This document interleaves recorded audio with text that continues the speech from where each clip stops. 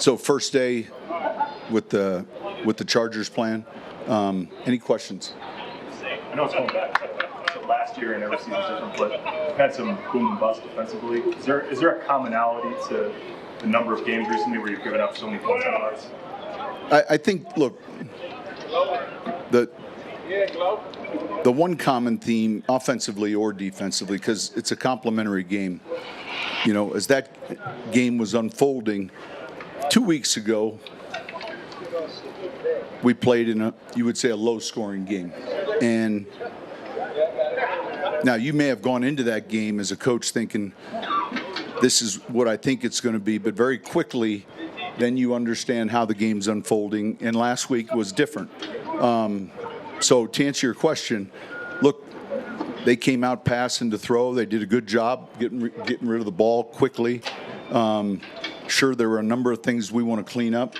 But I think the one thing would be if you looked at their yards per play on first down, that it becomes difficult when you're 3rd and 2, 3rd and 3, and that was one of the keys. Now, that being said, and this was one of the lessons that Parcells always taught me, sometimes in a high-scoring game, that's the way it's going. You've got to score enough. And then sometimes in a low-scoring game defensively, you've got to – and so he would look at it the opposite way. And I too, look at that like despite their output, we're in the red zone 2 different occasions where, we come back home with a different result. So some games move in a direction, and then if it's a higher scoring game, then offensively you've got to match. And if it's a lower scoring game, then defensively. So, there were a number of things, and I pointed it out on the Monday call that you would look back on and say, all right, we have to get this cleaned up. Coach, one of the things on that Monday call was you pointed to both offenses in the first week scoring on the first drive. Is that a game plan thing against the defense, or is that getting the players ready for? No, I mean, different teams have openers. They've, we talk about starting fast, all those things. So, I think it's important where the field position is averaging right now. If you return the ball, it's a little plus than neutral. And so we always want to start fast. In other words, that's important. And we can look at it. There was a big play. Maybe there's 2 things when you look at that series that led to a field goal, but that's the objective. The fact you didn't put Greenlaw on IR, did you expect him to be practicing by now? We felt like he's kind of on our schedule, and look, we spent time on it because it's a little nebulous relative to the injury, and that's all I'll say. Can you say anything about Ingram? No. Coach, with this being their LA's 3rd division game and your guys' first, does that add an extra level critical to win this game? I think, division games are important because if you are able to win one, then your division opponent loses one, and I can't do the analytics or the math, but ultimately it's an AFC opponent. It's our first opportunity to play a division team and a team that's playing well. So I don't think it changes in preparation. Both teams probably are a little bit more familiar with each other, scheme and personnel-wise. But certainly the division games are really important. Sean, it seemed statistically kind of the inside linebacker group struggled with coverage a little bit in that game. Is that, what do you attribute that to? Is it you think changes? Well, part of it was, when you have that balance, there's conflict, run, play, pass, drop back pass, and so again, I think being more efficient on first down can calm it down.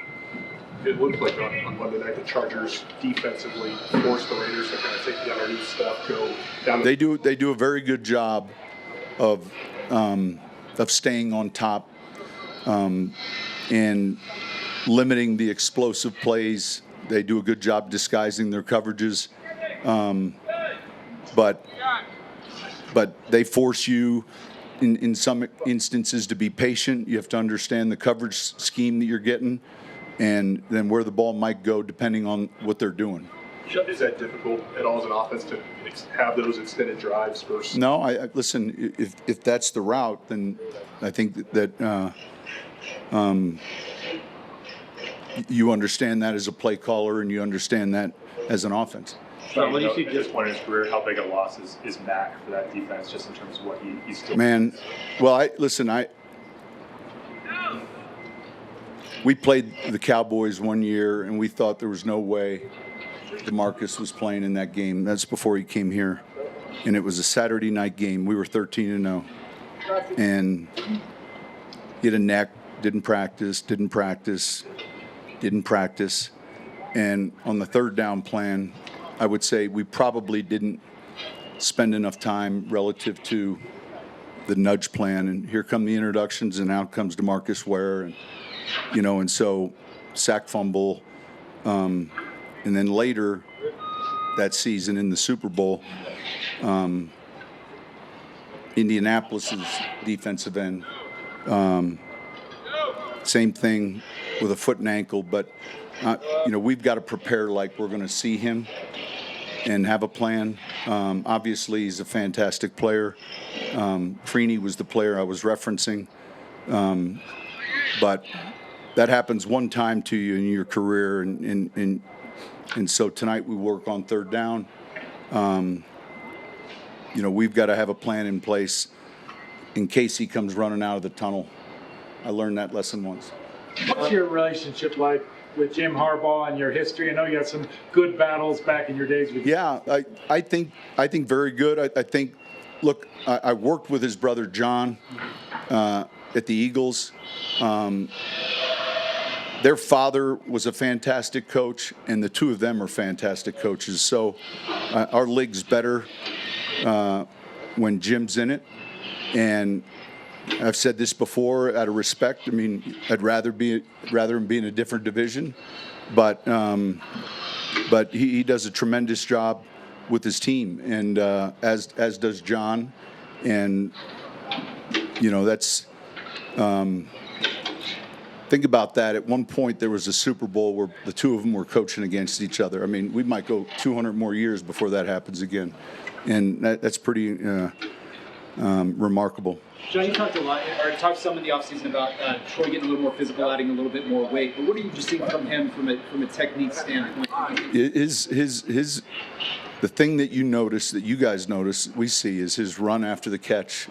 His explosiveness, ball in hand, and his confidence with this offense.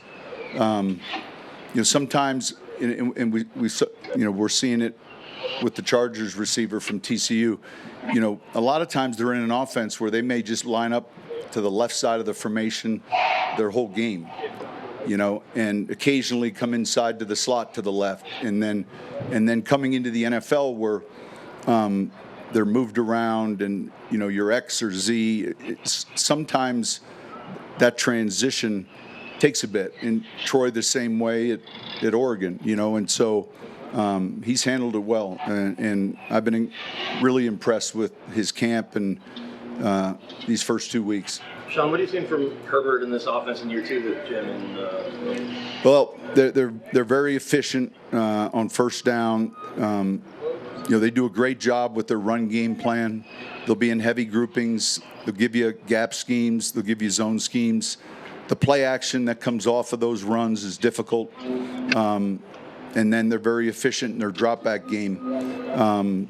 So 2 weeks in, and then again, this is last year as well, but you can see the confidence that they're playing with, and the receivers and the quarterback all being on the same page. The timing has been real impressive. Coach, in the offseason, you talked about how you like the depth in the wide receiver room. It seems through the first 2 weeks, Bo's doing a good job of spreading the wealth amongst all the targets. Yeah. What does that do for you as a play caller when you have multiple guys who your quarterback can trust? Yeah, well, there's sometimes if it's a progression read, then it's a progression in who gets it. Sometimes maybe isn't as easy to predict. There's other times where you can try to work for an isolation. A lot of it is scheme dependent, but the new players here, we talk about Scherf or Pat. Those guys are getting acclimated, and I think obviously it gives you flexibility. Sean, Bo's indicated a couple of times, early on this year, that he feels like, he's got to be a little bit more careful in some spots, not for the defense, in the batting position, given that it's so good. As a play caller, do you lean that way, or even, communicating with him, do you lean that way, or saying, hey, this defense is so good that, we can afford to kind of take a little bit away? I mean, we talk about how we want to play the game relative to the game plan or how we see it unfolding. I think a majority of the week is pertaining to the passing game. Here are the fire zone coverages we're getting. Here are the zone coverages we're getting. Here are the man looks. We're always hoping to give him a tell. It helps if man or zone before the ball snap. And then structurally from week to week, that formula can change. And so this week going in, understanding this coverage system and then how they support the run is all part of the process. So I think to answer your question, I think, look, he's had one or two throws that went into coverage maybe, but we'll get that corrected. I mean, he's mindful of that. Coach, it came out that you're going to be coaching the flag football tournament in Saudi Arabia. Why did you want to do that? What do you expect from that? I'd gotten a text from Tom, and he was explaining what the tournament was. I looked at the calendar. It's a vacation week. I don't travel much, and I think more importantly, it's significant when it comes to growing our game with the Olympics not that far around the corner. There's 3 teams kind of playing in one day in a round robin format, and then a final championship game. I don't know if I had any conditions. One of them might have been because he's playing, so it might have been that he's my quarterback, in that game. But I've got to look at 5-on-5. When I heard it right away, I've got enough headaches right now. But at some point, it'll be interesting to look at how that game's played. So I think, look, it's a great opportunity for 3 or 4 days to travel abroad and be with some good people. Would you be open to in the news a lot just because of it's a division opponent for you guys in terms of sitting in the booth and? Yeah, someone asked me. Do I don't look at that as. It doesn't concern me. Meaning, look, I understand he's part ownership with a division opponent. I get that, and then he covers games. He covers NFC games. I don't. It doesn't bother me. Sean, going back to the flag football thing, will you let any of your guys play if they ask, or are you coaching so your team doesn't? Listen. That's all of those questions, man. I know what you guys know. I've had a text exchange, one phone call, and we're going from there.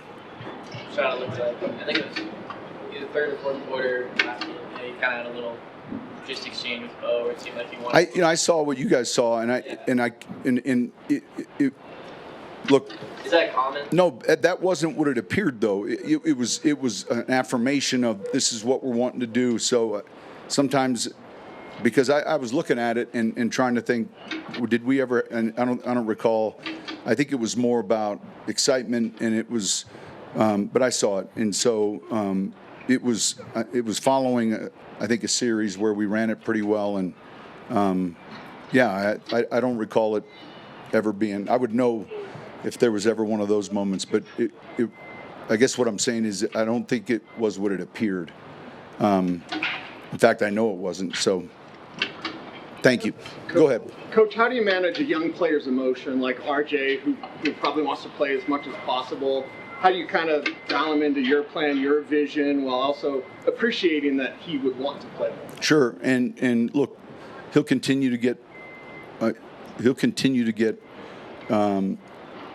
base down work for us, third down work for us. He's going to be an important piece. He is an important piece of what we're doing offensively. Both he and J.K. Tyler's got a role right now, but I think I've said it before. I think it's easier to manage two, and I'm familiar with doing that. And it also takes a little bit of the workload off of just one of them.